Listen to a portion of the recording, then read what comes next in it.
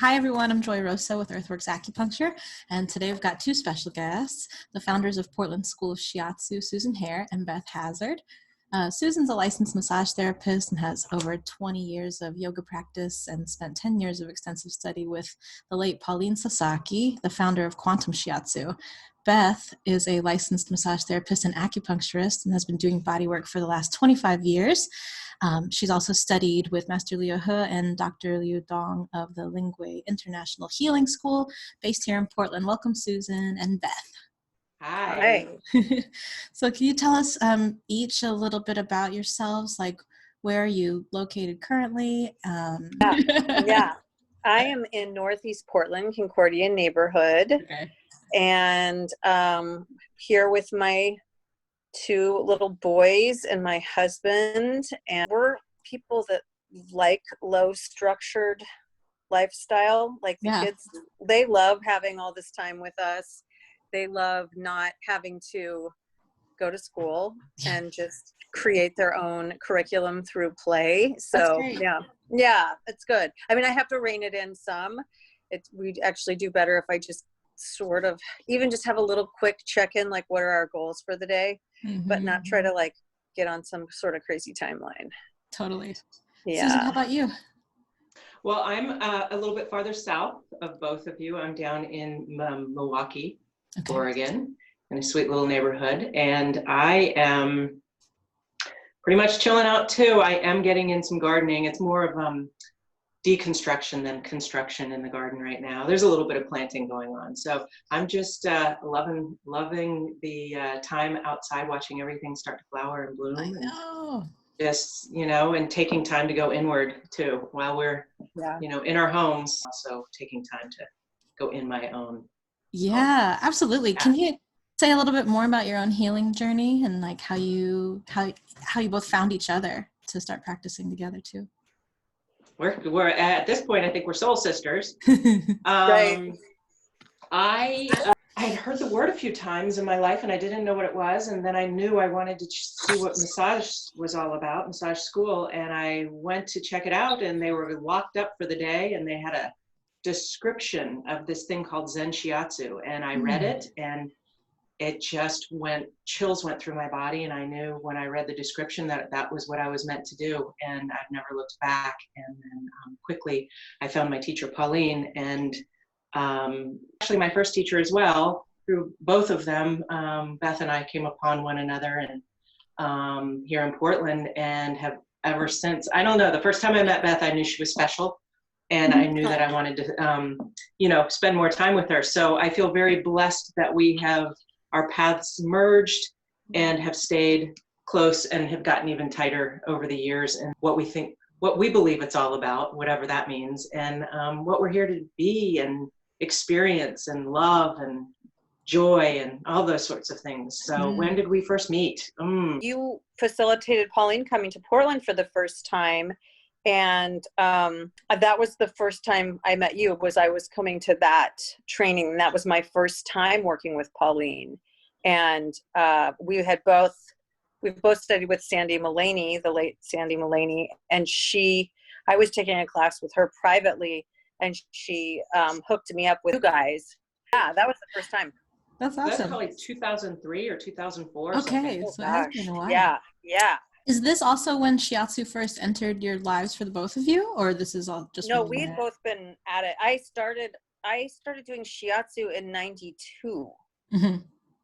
So for me, it was 99. Yeah. 98. So we're kind of on our own little journeys, and it was through.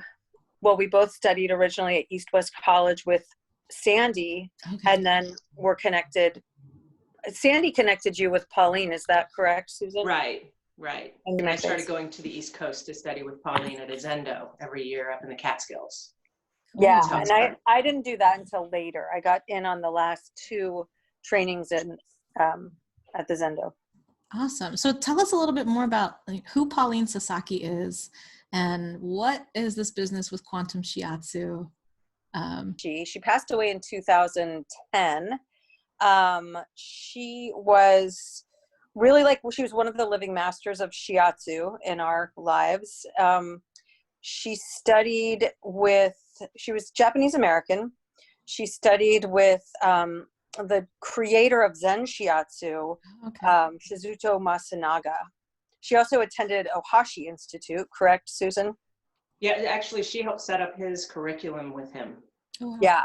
So he was one of Masunaga's proteges. And then she, was teaching and practicing Shiatsu for so many years. And, for a lot of people who are in energy medicine, body work, I think in particular, really hands-on work, after a period of time, no matter who you are, you start to tune into more energy. You start to have these experiences with people's energy and their energy fields. And she was having these types of experiences and was looking to make sense out of them, and decided that she would study quantum physics as a way of understanding these sort of mystical experiences that she was having with Shiatsu. And then in doing so, she further developed and even completed the work of Masunaga. Okay. Yeah, so she took his work and she created, she worked with the concept. He worked with what he called Meridian Expressions. So this is I don't know, what's a good example of a Meridian Expression? Let's see. Okay, so for stomach, it would be like satisfying needs. Might be what he calls, it's like a catchphrase kind of thing, but it's an expression of stomach meridian would be satisfying needs, right? And she sort of took that and simplified it but also expanded it into a greater reaching concept of a meridian function. So then that function would just be ingestion. The acquisition of nourishment, and that ingestion can exist at the physical, emotional, mental, spiritual level of the being. So you can take in nourishment physically, you can take it in emotionally, you can take it in mentally, spiritually, obviously. So she did that. And then she also took the technique and further developed it, applying the concepts of expansion and contraction. So she broke it down. She took technique and she said, okay, let's match our technique with what our intention is in terms of how do we want to access this person energetically? Like at what level of frequency? So a slower, denser frequency would be more contractive, and you might get into a more, physical range of vibration. And then speed, using components of technique like angles, mindset, use of peripheral vision, alignment with the spine. Susan, you continue this. Yeah, no, that is spot on. And I would say the other component that she brought in that's huge is this holographic idea. Yes. So no matter where you are, you're working with the whole, right? And within every part is the whole. So that was a huge component. And I definitely believe all of those aspects of being more in that expanded state or utilizing expansion and contraction. And in particular, she moved us from working in our lower dantian as our center to the whole spinal energy spine being what you align with and you expand in opposition. Then she eventually started moving into chakras and sacred geometry, and that's a whole nother stage. But this was the beginning of the quantum Shiatsu idea, and it's an inclusive system. So as you're working with the higher frequencies or the faster vibrations, all of the more dense, slower vibrations are also being affected. So that was a really cool aspect of the system, is that you could be, if someone was predominantly expressing in you have your physical, your emotional, your mental, your spiritual. Not that it's really linear, but the fastest vibration being spiritual. But if someone was predominantly expressing in the mental realm, you would work your technique accordingly with and mindset was huge. And then everything that was vibrating slower, it inclusively was affected. So then even if they had a huge physical ailment, you work at that higher frequency and it is addressed without having to slow down and mechanically work that tight shoulder or that sort of thing. So it's a really amazing, impressive system. Yeah, it really is. And I love that is kind of segueing into how this could be effective for people right now during the time of the global pandemic, right? Because what I'm gathering is there are shiatsu techniques, physical shiatsu techniques that you could, work with a body and energy in front of you in the 3D. But because we are, right, like going through Zoom and, we're at a distance. So I think a lot of like distance healing and mentality kind of comes into my mind. Especially because when I think about us in the time of a pandemic, it would seem to me that there's more contraction happening with people's energy, I guess, with a lot of the fear, that's going to really contract people's energy and cut them off from their connection to their greater energy field, for lack of a better way of putting it. So they're going to feel a little disconnected potentially. Right. And that's where, when you were just asking about the chakras, when Pauline, how she started getting into that spinal alignment was actually through the Alexander technique. Is what introduced her to that. But then she moved into the chakra system and then moved beyond that and really started working in what we call the ether body and the astral grid. And that's where we both traditionally, now it's a traditional thing, blend in on and off body sessions. But it has, especially like you were saying, it's moved to now we can't physically be with our clients, and that idea of working off at a distance or through the internet, that it has raised it to another level. And Beth can really speak to it because she has started. We've done activation, but she has started actually giving session, and I have been a recipient, and it was one of the most powerful sessions I've ever received from her. Awesome. And it was, I mean, if you took all the talking out, because, we're dear friends, the chatting, it was probably, a 10-minute session. I had huge shifts. So you might want to speak to that, Beth. Yeah, I'd love to. And it's been just interactions that I'm having with people. It's really just, I had no idea. I was like, okay, we're doing this. Like, I can do this. If I can do this in person, I can do. Yeah. Really, it's the aspect of the work it's the later work that Pauline presented that a very small amount of people got that direct transmission from. And Susan and I, that was probably what solidified our connection, kind of circling back to that topic, because she kind of like, she was going there. She was going to a whole new level and kind of keep up with what she's saying. And then she just went all the way out there, which I now hang out there most of the time and probably freak plenty of people out, but so compelling and amazing. So I went to this first training with her of the final series that we didn't even realize was at the end of her life. And I was like, Susan, we got to do this. Like, you're going. And she goes, well, I missed the first one. I'm like, work it out. So she did tutorials, and then we went and did all of that work together.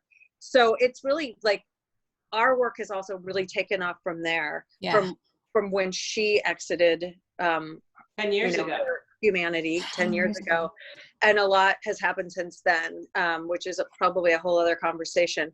But I started utilizing like virtual DNA activation, working with sacred geometry. I've been doing actual like the geometry of the virus, and it's like dual geometry that will transmute the energy. That's been coming up a lot because that's like in people's at vibration right now. That's what they're working with.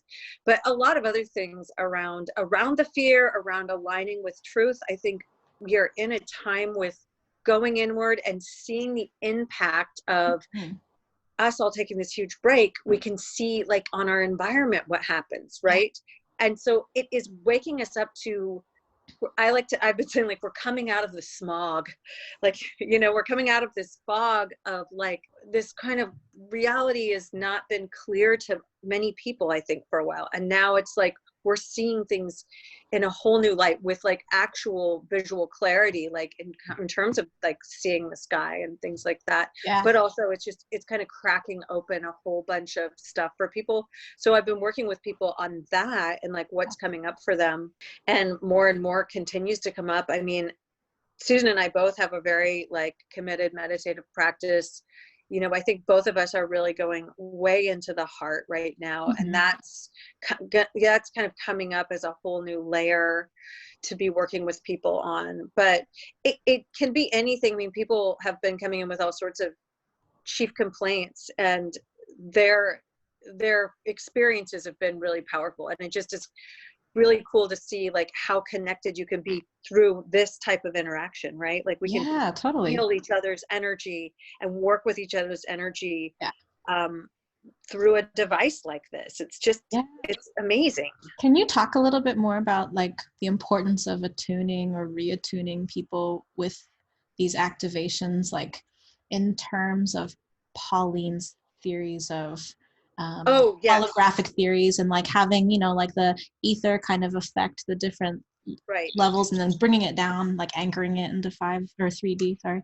Right. So she worked with what she called the ether body, which would be, for people that know, would be like your mental, emotional bodies kind of combined. And it's really like the human energy field. So it's the aspect of the energy field that is the personal, that is part of you as a human being. And beyond that, we get into transpersonal, or like at part of the energetic field that it's not distinctly human in nature, that the bigger part of us that's more than a human being, right? Mm-hmm. But we are here being human beings on Earth, living in, you know, our 3D, 4D reality.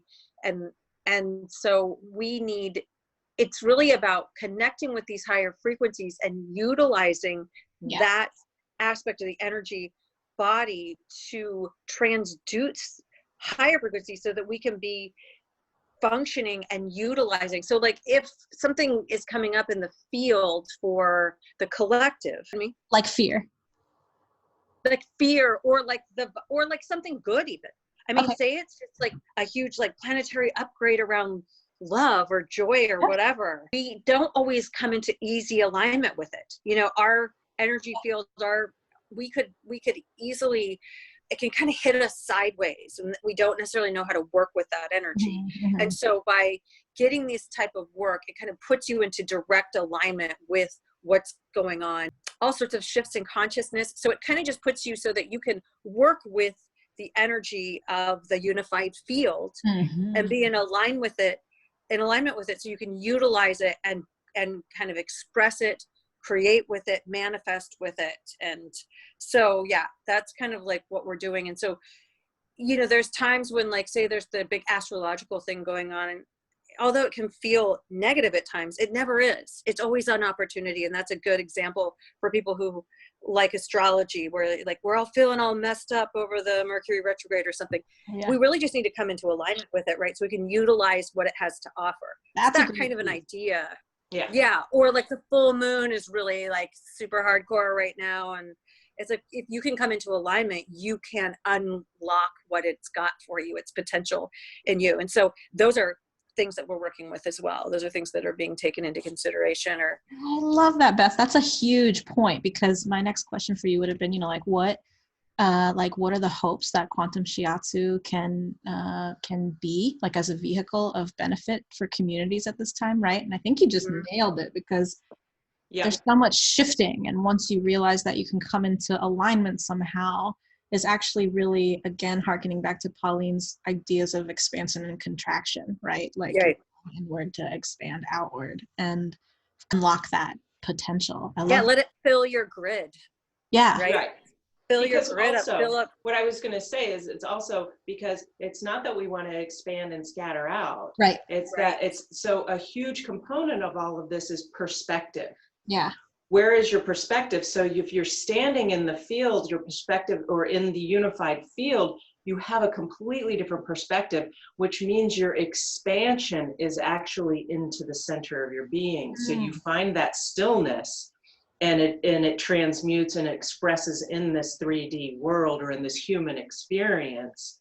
But your perspective is coming from a place that lets you expand in as opposed to scatter out. You're very aligned. Totally. And I think perspective is a wonderful thing that this work can do for people. And you can take that word and take it in many different, symbolically, it means so many things. And speaking on perspective too, for folks that have like never experienced this, never heard anything, quantum, what, like find my stillness, how, like people might ask, you know, like, do I need to prep for this? Am I doing like a cleanse for this? Like, do I have to meditate? Like what, you know, like what can people expect like Beth with your distance healing, you know, if are they going to be able to feel this stillness right away or alignment? Like what's kind of aftercare look like? Well, aftercare would be, I do think that you can have, you might just feel kind of awesome, right away. That's, I like to like hold space for that first. Like you're going to just feel great, right?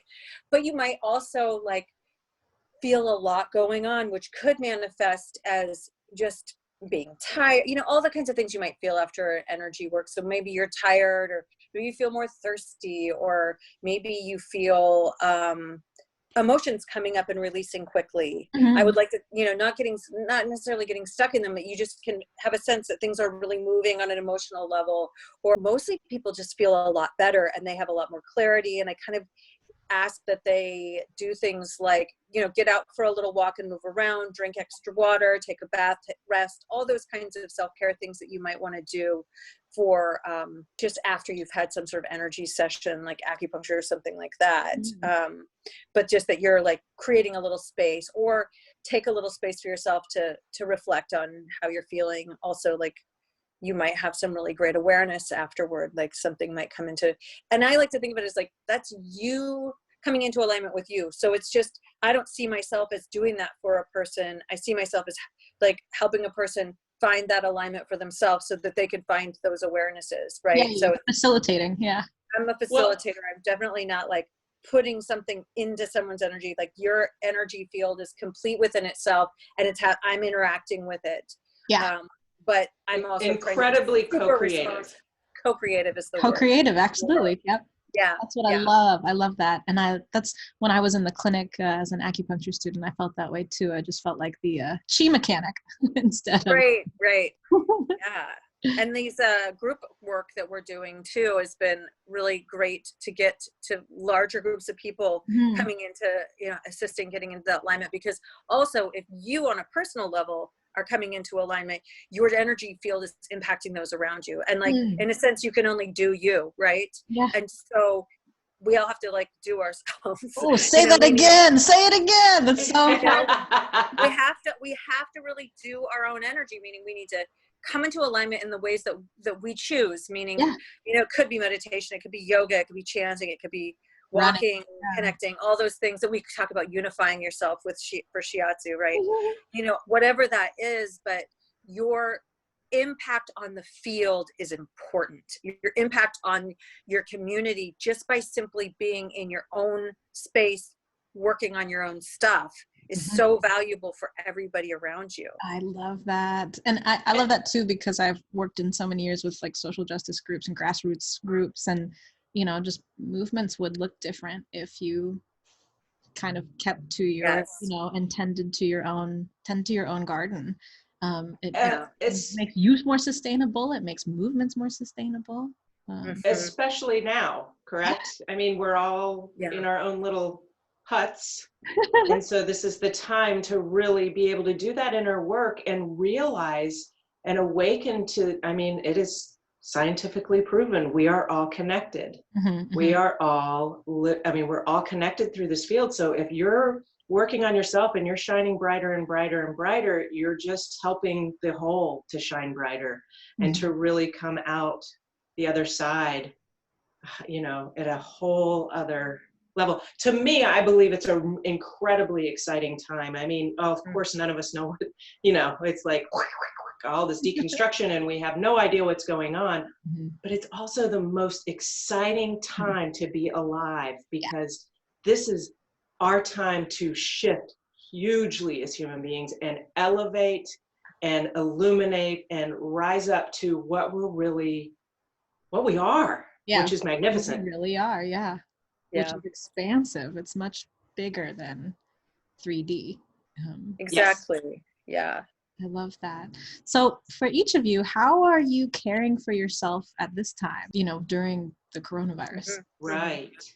So right now, you all can't see it, but I have my bowls that I do use. And I come and sit in here and get in a zone with my own sound healing for myself. I sit and meditate every day at some point, usually in the morning. And then, like I said at the beginning, I've been spending time, in the garden. Mhm. or in the yard, fixing, you know, one shrub at a time. I'm zenning out on making these beautiful. I was just working on a lilacs the last Oh, that's couple of awesome. days. Oh, I want some lilacs.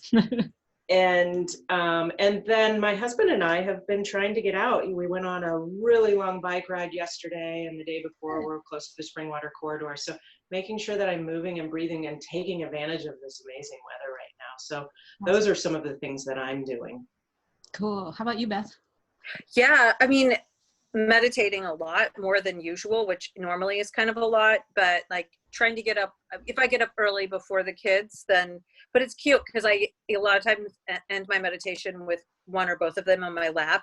And then I will kind of continue on with some of my like Qigong, and a lot of times it's Qigong meditation. I've been doing this new form that Susan and I both learned recently from Leo He.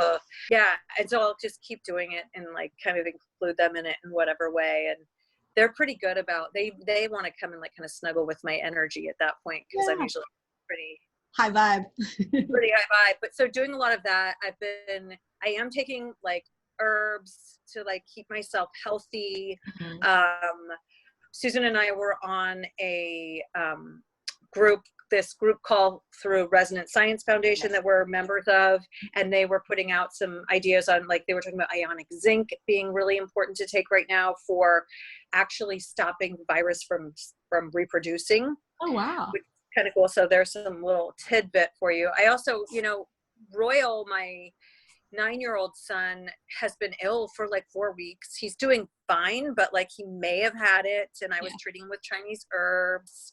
And like he's like actually been kind of a vehicle for me to understand more about the virus, just looking at his energy. But yeah, just doing a lot of that stuff. I think it is really, oh, also my intuitive, so we had that like 444 portal alignment thing, you know, that happened last weekend. And I don't know if it was that, or if it's just that we're home so much and I'm meditating so much, but like my intuition is getting better. Awesome. And like we've been playing Clue a lot, and I'm in like a lot of couples where like psychically winning Clue every time now. It's not even fair. Yeah, they're like, that's cheating, right? I'm like, is it? I'm like, I don't know. I mean, I didn't look at anybody's cards. I just, before we start, I scan the whole thing, and I'm like, okay, this is my prediction. And then I kind of work towards those predictions, and they're correct. Yeah. So, and so my I love kind of blowing my kid's mind on that. He's just like, what are you doing this? And Lance is like, what's happening? He did a superhero. He likes to win, and I like to have fun. So Nice. I don't care about winning, but it's fun to play around. It's fun to play. A couple of other things that we're doing together too is we are getting together once a week with a few other Qigong folks, and we are practicing on Zoom as a group, nice. which is really fun to practice this new infinite cosmos. And then another thing that, because we're all at home, it is giving us more time to study with the Resonance Academy. Well, it's not called Resonance Academy anymore, but they've even offered, it's Nassim Haramein is who we spend time with, the unified field physicist that we study with. And he's got a course, and they actually opened it up to the public. So if anyone is interested in learning about unified field physics, you can go to resonance.org. Is that correct, Beth? I think it's resonancescience.org. Yes. And it's resonanceScience.org, yeah. It's a wonderful way, especially if you are you don't even have to be science-minded, but if you like to see the proof. And it's really great because once every Wednesday for 6 weeks, Nassim comes on a Zoom chat and talks about their 6 modules that they're offering for free. So you can really learn something. And it is a huge part of us in our work and understanding, and giving us some more foundation through mathematics and vibration and sound and geometry, the geometries of the universe. So it's pretty cool. It's really great. So I've been spending some more time with that lately as well. Awesome. Thanks for that. Yeah. I'm going to check that out. But when will the next activation be? Are you scheduling them? Are you like looking at astrological portals, or like how and when? We were kind of thinking in a couple of weeks, and we haven't looked at dates yet. Susan likes to find out the best astrology for us, and she does a really good job of it. So there's definitely like new stuff coming up now that I think we will be, you know, working with. I think just the next layers of what the consciousness is experiencing right now around our social distancing, around the virus itself, the emotional stuff, or even around politics right now, you know, just everything. Yeah. So well, I don't have a date, but soon. Cool. Well, it was really wonderful to have you both on here. And I always enjoy time with y'all. And You too. thanks for just uplifting your practice and in homage to your master teachers, to Pauline Sasaki, Master Leo He, Dr. Liu Dong. And hopefully we can have you back on here to talk more and more about quantum fields. And also to direct folks to Portland School of Shiatsu. And they can find information on the website. We're on Facebook and Instagram. So you can find us. And the other thing I would say is go to the website, enjoy it, know that we're in a time of huge changing. So we might be changing up how we go about what we're teaching and how we want to share it, and what we, it's just really elevating. So actually our offerings might be changing over the next few months. Once, everything calms down a little bit, we're going to reevaluate and resituate. We're really excited, like I said, about the energies. I know a lot of people are concerned, but I really think that these are just really amazing times where we can just go for it. Yes, I'm excited. Thank you both so much. I will link all of your linkables once this is uploaded, and love you guys. Love you too. Thank you for having us. Thank you. Yes. Awesome. Thank